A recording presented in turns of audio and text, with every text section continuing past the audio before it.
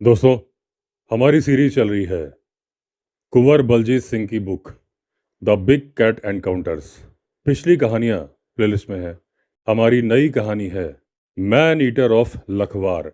लखवार का man eater, या फिर यूं कहें लखवार की मैन ईटर, एक फीमेल लेपर्ड थी, यानी कि लेपर्डिस, मादा तेंदुआ। बहुत ज़्यादा चालाक थी। चालाकी में तो इंसान की बराबरी करती थी। वह इंसान की आदतों का, रहन सहन और इंसान क्या करने वाला है, इस बात का पहले से ही अंदाजा लगा लेती थी। अगर मुझे खुद उसको इतने नज़दीक से जानने का मौका नहीं मिलता तो शायद मैं विश्वास भी नहीं करता कि कोई जानवर या लेपर्ड इतना चालाक हो सकता है, इतना समझदार हो सकता है। अब ये जो मादा तेंदुआ थी, फीमेल लेपर्ड, इसने अपना मैन ईटिंग कैरियर 2000 या 2001 में शुरू किया था। पहले तो छोटे छोटे बच्चों को मारती थी, 5 या 6 साल की उम्र के।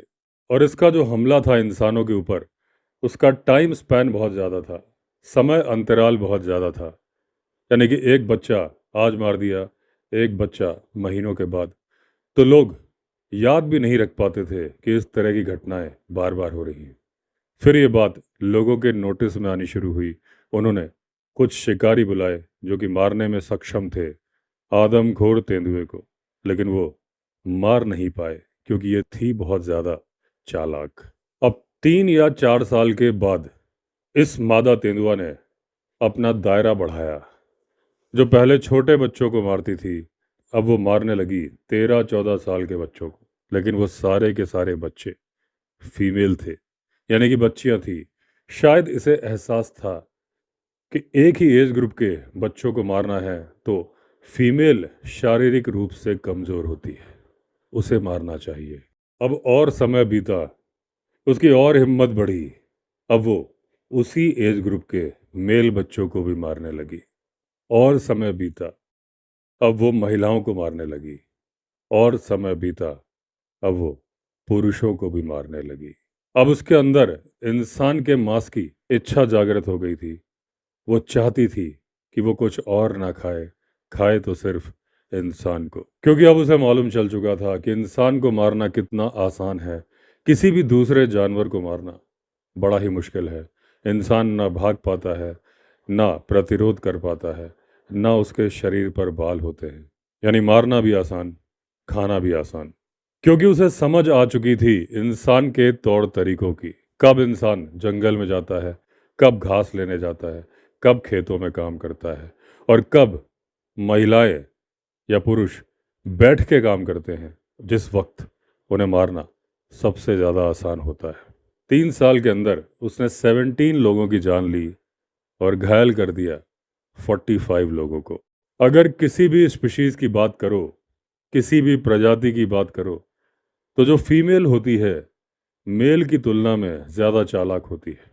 शारीरिक रूप से फीमेल कमज़ोर होती है, उसकी भरपाई वो कर लेती है अपनी चालाकी से। अब जो फीमेल लेपर्डस होती है वो सिर्फ माँ नहीं होती है, वो अपने बच्चों की शिक्षक भी होती है, टीचर भी होती है। वही है जो अपने बच्चों को सिखाती है जीवन कैसे जीना है, कैसे अपनी रक्षा करनी है, कैसे शिकार पकड़ना है। क्योंकि मेल मीटिंग के बाद चला जाता है, अपने बच्चों से मिलने भी नहीं आता। फीमेल न सिर्फ उन्हें पैदा करती है, उन्हें भोजन कराती है, बड़ा करती है, शिकार करना सिखाती है। इसलिए मेरा मानना है कि अगर एक मेल लेपर्ड मैन ईटर बन जाता है तो वो फीमेल की तुलना में ज़्यादा बोल्ड होता है, ज़्यादा हिम्मती होता है। इसीलिए उसे मारना भी ज़्यादा आसान होता है। फीमेल बहुत ज़्यादा चालाक होती है, इसीलिए उसे मारना मुश्किल हो जाता है। अब मैं यहाँ पर आपको दो शिकार का उदाहरण देना चाहूँगा। पिछले दो शिकार जो उस फीमेल लेपर्ड ने इंसानों के किए थे, जब मैं वहाँ पर इन्वेस्टिगेशन करने पहुँचा तो जो गांव वालों ने मुझे बताए थे, ये बात है नवंबर 2003 की। अब उसकी चालाकी और उसकी हिम्मत की बात करें तो उसने शिकार किया था एक ड्राइवर का, जो कि रोडवेज की बस का ड्राइवर था। वो ड्राइवर निवासी था गांव पोखल का। अगर आप पोखल से नाली खाल की तरफ आगे बढ़ोगे, एक रोड दाहिने हाथ की तरफ चली जाती है। अब ये कच्ची सड़क है, मिट्टी वाली सड़क है और जाती है गांव भनवंसी की तरफ। और ये चलते चलते इस सड़क पर जो आखिरी गांव बसा है वहां पहुंच जाती है और उस गांव का नाम है मंदिर गांव। अभागे बस ड्राइवर का गांव यही गांव था, मंदिर गांव। और उसकी बदकिस्मती ये थी कि ये गांव पड़ता था आदमखोर के इलाके में। अब क्योंकि ये कच्ची सड़क थी, एक गांव तक जाती थी, तो बहुत ज़्यादा ट्रैफिक था नहीं यहाँ पर। 2-3 टैक्सी चलती थी, वो भी दोपहर के 4 बजे के बाद नहीं चलती थी। सर्दियों में तो बिल्कुल सुनसान बन जाती थी ये सड़क। और नवंबर में पहाड़ पर अच्छी खासी सर्दी पड़ती है। अब जो बस ड्राइवर था वो बस को चलाता था दुगड्डा से कोटद्वार तक। ये दोनों जगह आपस में 18 से 20 किलोमीटर की दूरी पर है। अपनी ड्यूटी ख़त्म करके वो ड्राइवर आता था, जनरली जल्दी आ जाता था। उसे मिल जाती थी टैक्सी जो कि 4 बजे तक चलती थी और वो पहुंच जाता था अपने गांव। अब उस दुर्भाग्यपूर्ण दिन में वो बस ड्राइवर पोखल पहुंचा, लेकिन तब तक सारी टैक्सीज निकल चुकी थी। 2-3 दुकानें खुली हुई थी। वो वहीं पर बैठ गया। वहां पर बैठ के उसने 2-3 पैक पिए शराब के।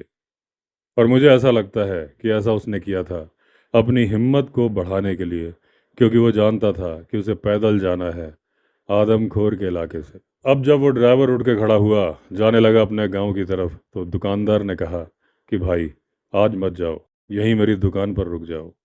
आदमखोर का इलाका है, पैदल तुम्हें जाना है, तुम्हारी जान को खतरा है। बस ड्राइवर बोला भाई मैं रुक सकता नहीं, क्योंकि मेरे पास है कुछ दवाइयाँ मेरी बेटी की, वो दवाइयाँ वहाँ पहुँचाना बहुत ज़रूरी है, मुझे तो जाना ही पड़ेगा।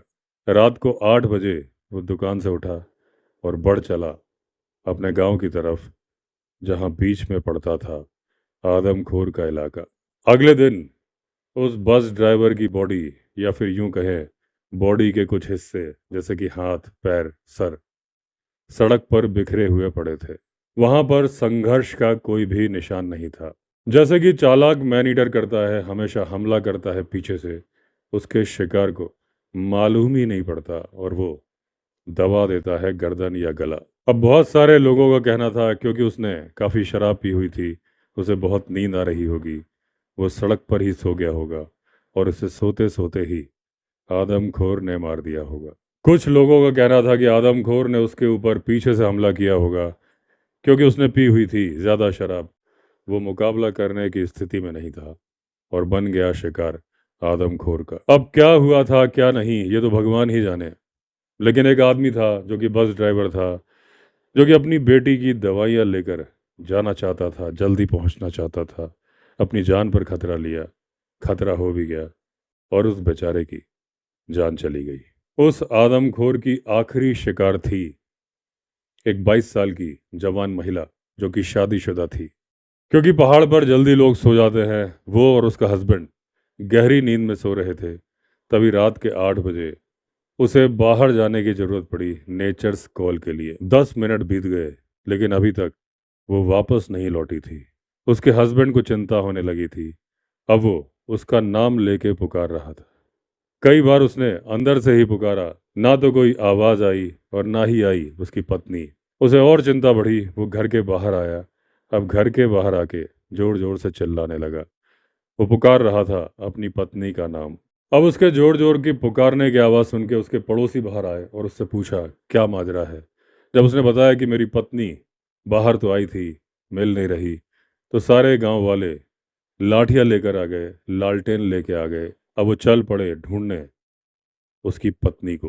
हर इंसान जोर जोर से उसकी पत्नी का नाम ले रहा था, उसे पुकार रहा था, लेकिन कोई आवाज़ आ नहीं रही थी। आती कहाँ से, क्योंकि वो तो बन चुकी थी आदमखोर का शिकार। जब वो रात को नहीं मिली तो गांव वालों ने कहा कि सुबह उजाला होने का इंतजार करो, तब ढूंढेंगे तुम्हारी पत्नी को। अब जब सुबह की पहली रोशनी के साथ गांव वाले और उस लड़की का पति उसे ढूंढने के लिए निकल पड़े। अब की बार वो सर्च कर रहे थे ऑर्गेनाइज तरीके से, कोई भी कोना छोड़ नहीं रहे थे।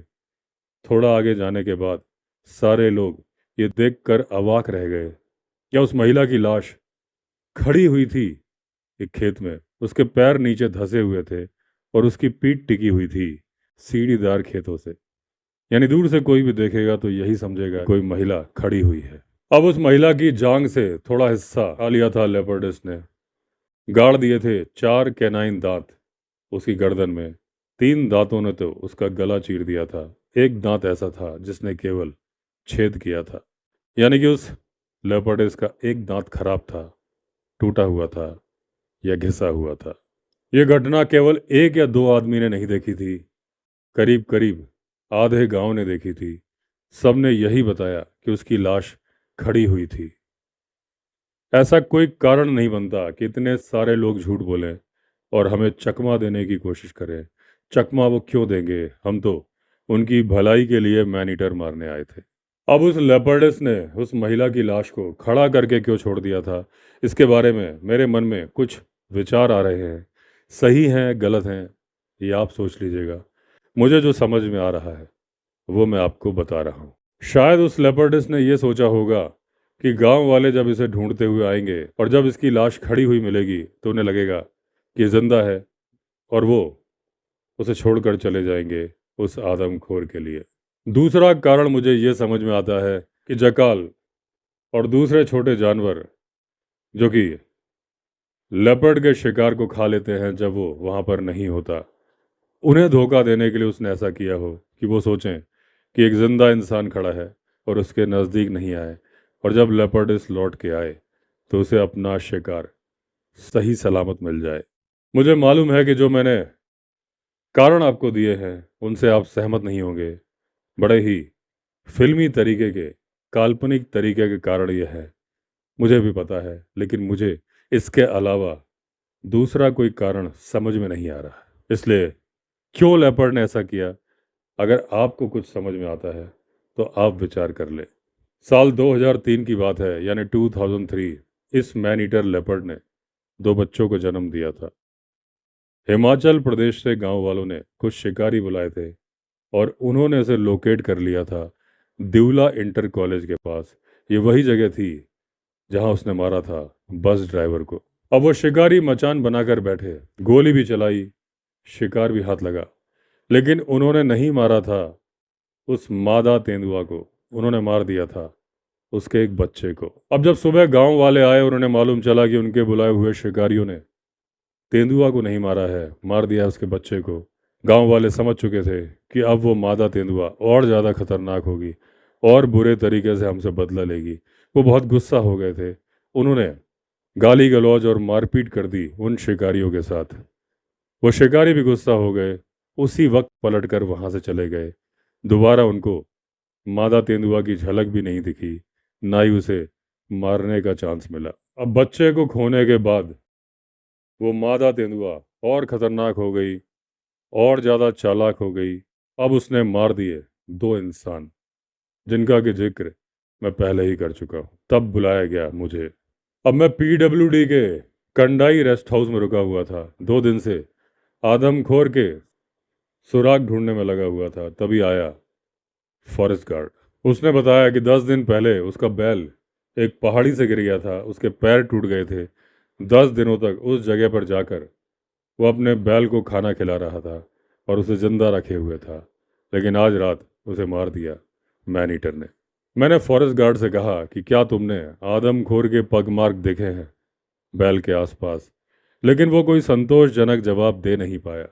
तो फिर मैंने उसकी बात पर ज़्यादा ध्यान दिया नहीं, क्योंकि मुझे लग रहा था कि जिस तरह से फॉरेस्ट डिपार्टमेंट किसी जानवर को मारे जाने पर मुआवजा देता है अगर वो जंगल में मारा जाए, मुझे लगा कि वो फॉरेस्ट गार्ड मुआवजा पाना चाहता है और इसलिए ये कोशिश कर रहा है साबित करने के लिए कि उसके बैल को आदमखोर तेंदुए ने मारा है। अब क्योंकि मैन ईटर तेंदुआ बहुत ज़्यादा चालाक थी, मुझे कोई भी सुराग मिल नहीं रहा था, इसलिए मैंने डिसाइड किया कि क्यों ना फॉरेस्ट गार्ड के बैल को चल के देखा जाए, क्या पता कुछ सुराग हाथ लग जाए।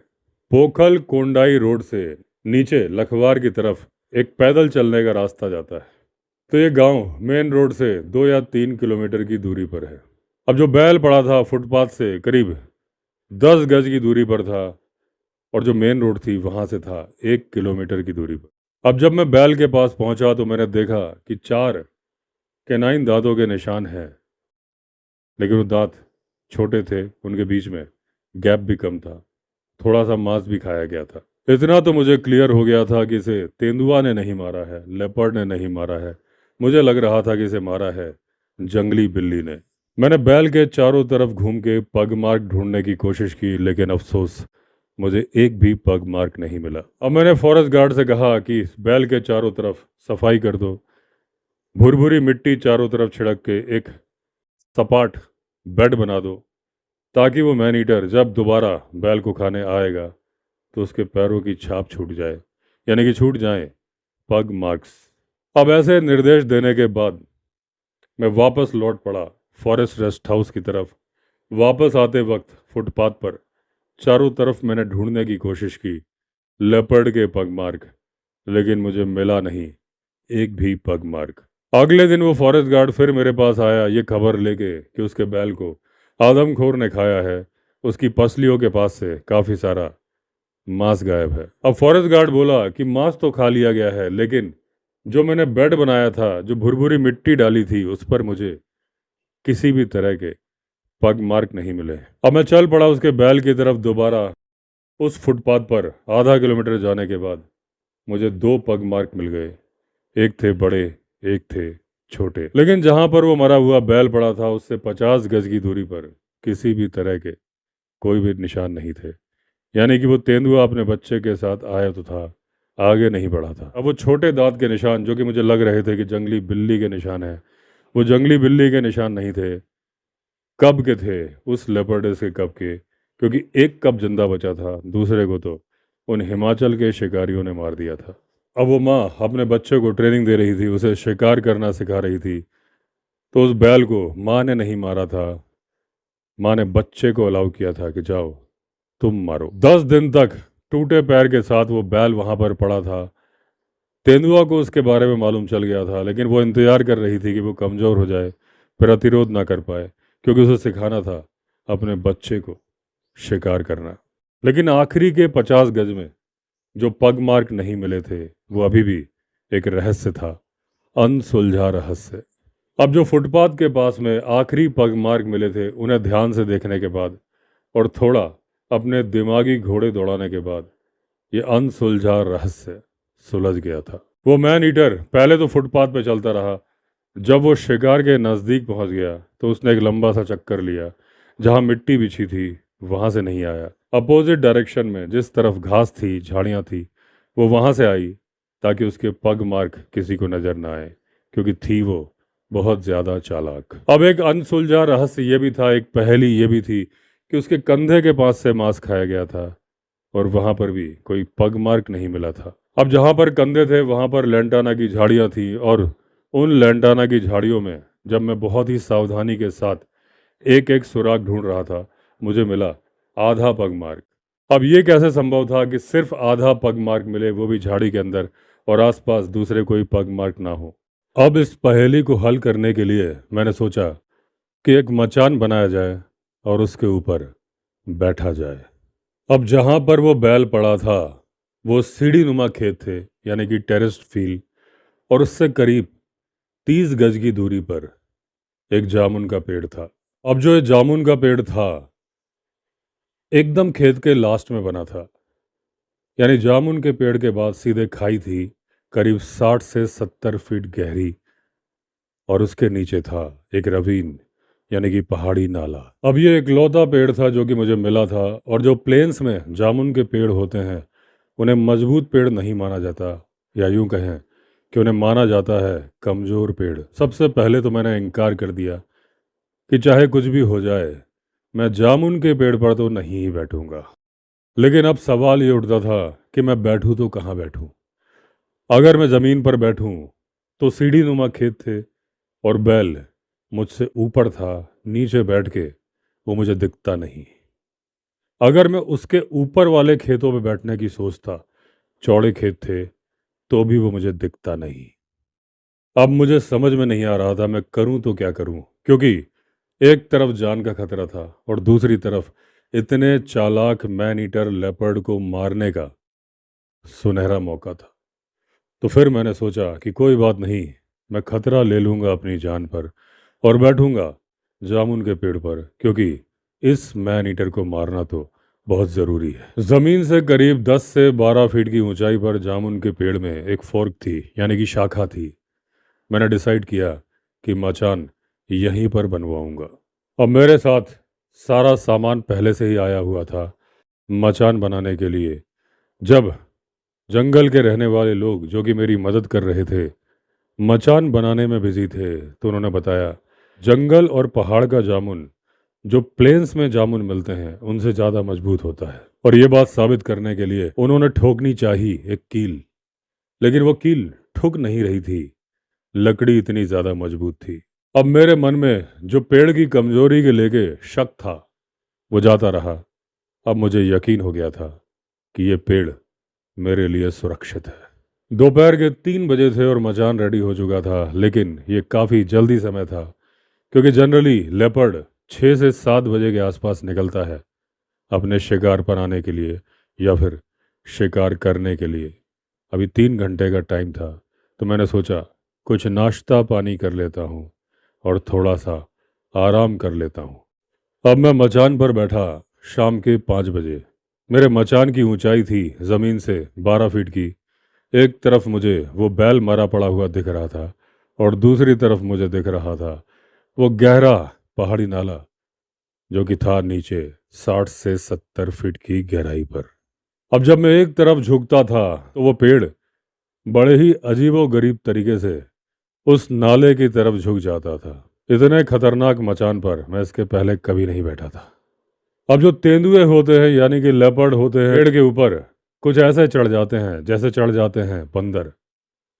और ये जो आदमखोर था इसके पहले एक शिकारी को मारने के लिए पेड़ पर चढ़ चुका था, ये मुझे लोकल लोगों ने बताया था। लेकिन हमने कटीली झाड़ियाँ मजबूत रस्सी के साथ पेड़ के चारों तरफ बांध दी थी, तो अगर हमारी उपस्थिति के बारे में उस लेपर्डिस को अंदाजा हो भी जाता तो भी वो पेड़ के ऊपर चढ़ने का तो नहीं सोचती। अब सारा काम निपटाते निपटाते शाम के 6:30 बज चुके थे। अब मैंने उन लोगों से कहा कि अपने अपने घरों को चले जाओ। मेरी गोलियों की आवाज़ भी जब तुम्हें सुनाई दे तो यहाँ देखने बताना कि यहाँ क्या हुआ है, क्योंकि हो सकता है कि उस आदमखोर को गोली लग जाए, वो घायल हो जाए, लेकिन वो मरे नहीं। ऐसी स्थिति में अगर गांव वाले वहां पर आ जाते तो उनके लिए खतरा हो सकता था। अब मचान इतना चौड़ा था नहीं कि उसमें 2 लोग आराम से बैठ पाते। मैं मचान के एक किनारे पर बैठा था, उसकी एकदम नोक पर, और उस किनारे पर मेरा एक पैर इस तरफ दूसरा दूसरी तरफ हवा में लटक रहा था। राइफल मेरे हाथ में थी और शॉटगन मेरे बगल में रखी थी। अब जो मेरा साथी था वो मेरे पीछे बैठा था, उसके हाथ में थी स्पॉटलाइट, और जो स्पॉटलाइट को जलाने के लिए बैटरी चाहिए थी वो हम दोनों के बीच में रखी थी। मेरा साथी बैठा था यानी जहाँ पर गहरी खाई थी। हम अपना बैलेंस कुछ इस तरीके से बना के बैठे थे कि मचान बराबर बैलेंस में रहे, और हमने तय किया था कोई भी किधर भी झुकेगा नहीं। अब मैं मचान पर बैठा था, रात को नाइट जार और उल्लू की आवाज़ें सुन रहा था। दोनों अपनी उपस्थिति अपनी आवाज़ के थ्रू दर्ज करा रहे थे कि अकेले आप नहीं हो, हम भी हैं। अब एक काफ़ी अंधेरी रात थी। हम लोग को बिना हिले डुले बैठना था, क्योंकि रात के अंधेरे में लेपर्ड के देखने की शक्ति बहुत ज़्यादा होती है।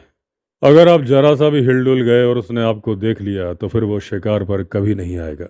आपको एक मूर्ति की तरह बैठना होता है, भले ही आपके पैरों में अकड़न आ जाए, कोई इंसेक्ट आपको काट ले या फिर मच्छर आपके कानों में भिनभिना रहे हो। अब पेड़ की जिस ऊंचाई पर हमारा मचान बना हुआ था वो ऊंचाई करीब करीब उस खेत की ऊंचाई के बराबर थी जिस पर पड़ा हुआ था मरा हुआ बैल। हमारे मचान के ठीक नीचे झाड़ियों में मुझे सरसराहट की आवाज़ सुनाई दी। अब एक तरह से हमने अपनी सांसें भी इतनी स्थिर कर ली थी कि उनसे किसी तरह की कोई आवाज़ ना होने पाए। 15 मिनट तक हम ऐसे ही बैठे रहे, लेकिन किसी तरह की कोई आवाज़ नहीं आई। अभी जो रात को झिंगुर बोल रहे थे, नाइट जार बोल रहे थे, उल्लू बोल रहे थे, अब उन्होंने भी बोलना बंद कर दिया था। एकदम सन्नाटा था। ऐसा लग रहा था कि आदमखोर का डर उन्हें भी है। अब इसके बाद जो हमें आवाज़ आ रही थी वो उस तरफ से आ रही थी जहाँ पड़ा हुआ था मरा हुआ बैल। ऐसा लग रहा था कि दो बिल्लियाँ आपस में झगड़ा कर रही हैं कि कौन खाएगा ज़्यादा बड़ा और स्वादिष्ट हिस्सा। मैंने अपने साथी के पैर को हल्का सा छुआ, ये बताने के लिए कि वक्त आ चुका है, जला दो लाइट। उसने लाइट जलाई। उसने की हुई थी प्रैक्टिस फोकस करने की। रोशनी का निशाना ठीक लगा, लेकिन मैं देख के दंग रह गया कि वहां पर कब खाना खा रहा है। लेपर्ड इसका अता पता नहीं है। लेकिन जब ध्यान से देखा तो मुझे एक कान नजर आया बैल के पीछे, एक हिस्से से, और दूसरे हिस्से से उस फीमेल लेपर्ड की पूंछ नजर आई। यानी वो भी वहां पर थी, लेकिन बैल के पीछे बैठी थी। यानी कि यहां पर भी उस लेपर्डस ने अपनी चालाकी दिखाई थी। वो पूरी तरह से छिप के बैठी थी। बच्चे के साथ उसका शरीर रगड़ खा रहा था, यानी कि बच्चे को भी उसने दूर नहीं भेजा था। अब मुझे समझ में आया कि जब जब मैंने धूल बिछवाई तो मुझे मैन ईटर के पैरों के निशान क्यों नहीं मिले। क्योंकि अपने शरीर को रगड़ती थी वो, यानी अपने शरीर को उस मिट्टी पर बिछा देती थी, निशान मिट जाते थे। मैं उसकी चालाकी देख के दंग था। मैं देख रहा था कितनी सफाई से वो काम करती है। जहाँ जहाँ पग मार्क हैं वहाँ पर रगड़ रगड़ के मिटा देती है। लेकिन फिर मुझे याद आया कि मैं उस चालाक और कुख्यात आदमखोर को मारने के लिए आया हूँ जिसने कई लोगों की जान ली है और करीब 50 लोगों को घायल भी किया है। यहाँ पर मैं उसकी चालाकी और काबिलियत देखने नहीं आया हूँ। अब जो मेरे पास परमिट था उसमें मेरे पास अधिकार था उस आदमखोर लेपर्ड को मारने का, लेकिन उसके बच्चे को मारने का परमिट मेरे पास नहीं था। और वो आदमखोर तेंदुआ बैठी थी बैल के ठीक पीछे, यानी कि उसका कोई भी वाइटल पार्ट नजर नहीं आ रहा था। मैंने अपने साथी को इशारा किया, उसने लाइट बंद कर ली। अब वो लेपर्डस उठी। वो जानना चाहती थी कि ये लाइट कहाँ से आ रही थी। मेरे पैर जो हवा में लटक रहे थे, मुझे टेंशन इस बात की थी अगर वो मेरे पैरों पे झूल गई तो मेरे पैरों के साथ मुझे भी नीचे ले जाएगी। अब मैं किसी मूवमेंट का इंतजार कर रहा था, गोली चलाने के लिए तैयार था, लेकिन तभी मुझे ऐसा लगा कि मेरे पैरों को कुछ छू रहा है। अब मैं बहुत ज़्यादा टेंस था। मेरा हृदय, मेरा दिल हथौड़े पटक पटक के धड़क रहा था। मुझे लग रहा था कि पैरों के नीचे लेपर्ड है।